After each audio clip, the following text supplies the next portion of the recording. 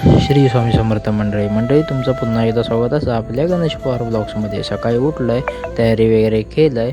आजची सकाळ तर भारीच होऊन गेलेली आहे. त्यानंतर मी जाऊन निघालो आहे हनुमंताच्या मंदिरात. शनिवार असल्याकारणाने हनुमंताच्या मंदिरात दिलं आहे, पाया वगैरे पडलं आहे.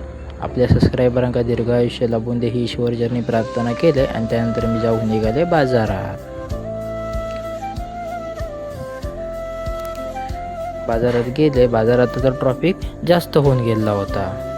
बाजारातला काम वगैरे झाला. त्यानंतर मी गेलं नाश्ता सेंटरवर वडापाव वगैरे खाऊन झाले. त्यानंतर मी गेलं आहे मित्राच्या दुकानात. मित्राक बघितले तर मित्र आपला काम करत होतो. त्यानंतर मी गेले मित्रांनो आपल्या घराकडे येऊन बघितलं आहे तर कसलं तरी आमच्या काकांनी पक्षी पकडलेल्याने.